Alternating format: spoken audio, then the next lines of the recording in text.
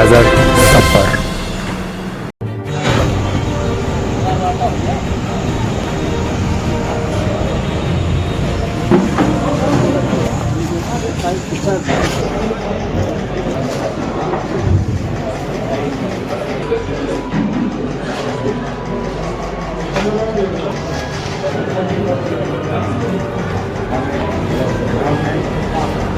विधानसभा के मुख्य विधायक माननीय सदस्य पाठक जी, जिला पंचायत की लोकप्रिय अध्यक्ष आदरणीय श्रीमती मंजूराम सिंह जी,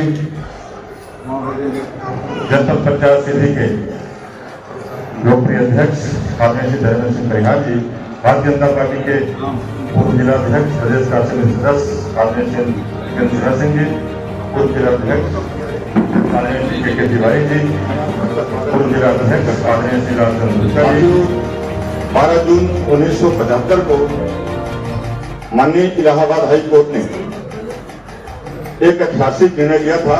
उसमें श्रीमती इंदिरा गांधी जी उस समय प्रधानमंत्री थी, उनके चुनाव को हाई कोर्ट ने निरस्त कर दिया। अपनी कुर्सी बचाने के लिए आज से 50 वर्ष पहले 25 जून 1975 को कांग्रेस की तत्कालीन प्रधानमंत्री इंदिरा गांधी जी ने देश भर आपातकाल खोल दिया। यह केवल एक राजनीतिक निर्णय नहीं था, यह भारत की लोकतांत्रिक व्यवस्था पर सबसे बड़ा हमला था। यह सत्ता बचाने की लालसा में संविधान को रंगने का कुत्सित प्रयास किया गया था। आपातकाल लगाने का उद्देश्य नेहरू गांधी परिवार का सत्ता पर वर्चस्व बनाए रखने के लिए, इसके लिए संविधान को ताक पर रख दिया। प्रेस की स्वतंत्रता छीन ली गई, न्यायपालिका को बाध्य किया गया और लाखों लोगों को बिना कारण के जेल में डाल दिया गया।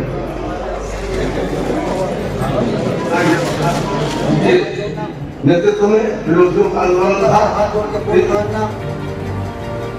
और लोकतंत्र की सबसे बड़ी पैरोकार इंदिरा गांधी के असली चेहरा पर समझ आया कांग्रेस पार्टी का, जब न्यायालय ने उनके खिलाफ संविधान के प्रावधानों का उपयोग करते हुए उनके चुनाव को अवैध घोषित किया। तो एक ऐसा रूप सामने आया जिसने पूरे देश को खेल में परिवर्तित किया। बड़े बड़े नेता जयप्रकाश नारायण, अटल बिहारी वाजपेयी से लेके मधुर से लेके जॉर्ज फर्नांडिस, लोकतंत्र सिर्फ सत्ता में बैठे हुए लोगों के दम पर थोड़ी चलता है। लोकतंत्र तो सत्ता और विपक्ष दोनों के सकारात्मक भूमिका के निर्वहन के आधार पर चलता है। लोकसभा में खड़े होते हैं, भाषण देते हैं तो संविधान की पुस्तक लिए रहते हैं, जनसभा में भाषण देते हैं तो संविधान की पुस्तक लेके खड़े रहते हैं। इस भरोसे पर कि जनता की आजाद बड़ी कमजोर है, सब भूल गए होंगे।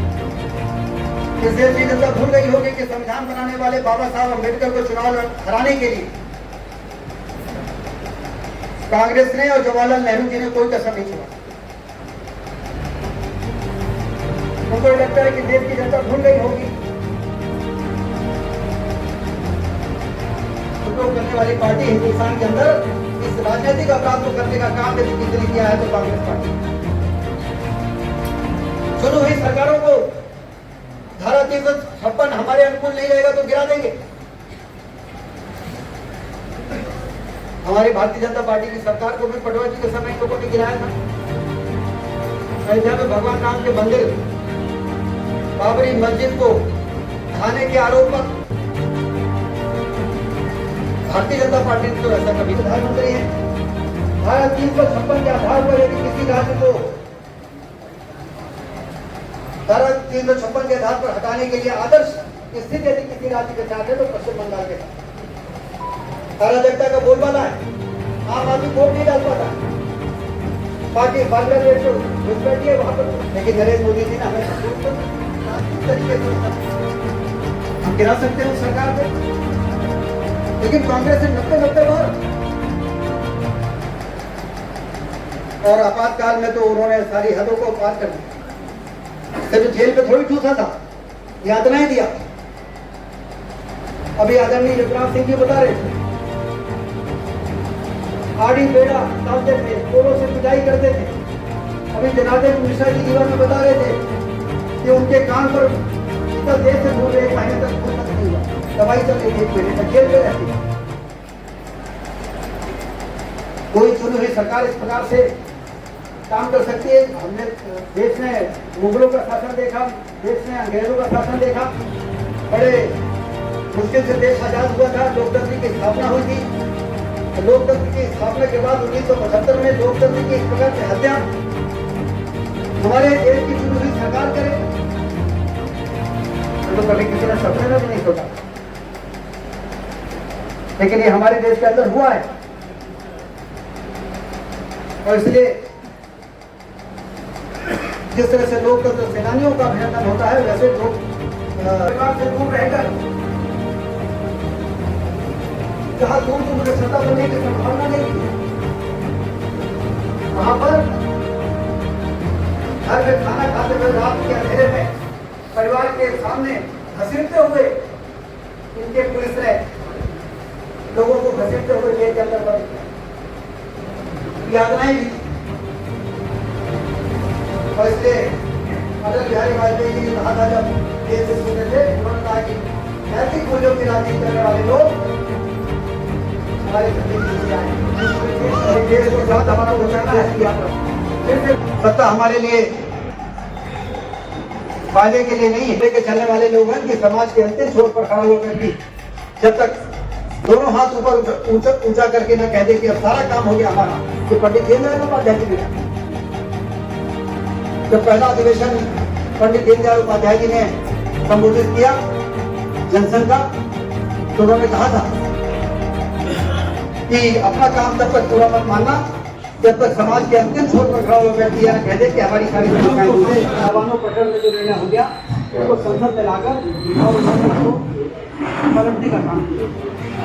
हमने अयोध्या में भगवान राम के मंदिर के निर्माण के लिए सुप्रीम कोर्ट में जाके हमें शुरू से कहते रहे कि सुप्रीम कोर्ट का आदेश होगा तो जरूर राम जन्मभूमि में भगवान राम का भव्य मंदिर बनाया। सुप्रीम कोर्ट का आदेश हो, आज भव्य राम का मंदिर अयोध्या में बनके तैयार हो गया है।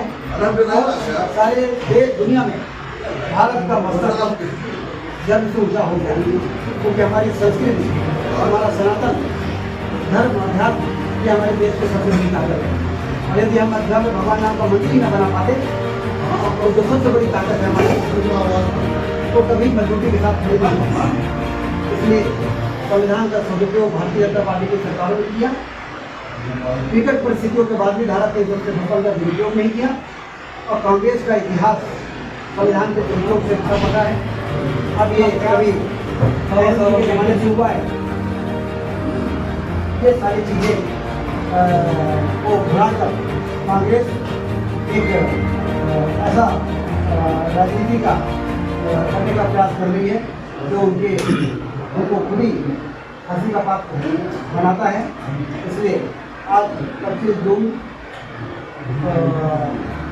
2025 जब उस तारीख अध्याय के 50 वर्ष पूरे हो गए, आपातकाल के 50 वर्ष, उसमें हम उसको याद कर लेंगे और आने वाले दिनों में इस प्रकार की चीज कभी किसी को द्वारा न हो। तो हमारी चाइना और पाकिस्तान से युद्ध हुआ था और उसमें हमारी सेना ने पूरी मजबूती के साथ विरोधी राष्ट्रों को मुंहतोड़ जवाब दिया था। वो बाहरी शक्तियों के द्वारा किया गया आक्रमण था, जहाँ पर सेना ने अपने शौर्य का प्रदर्शन किया।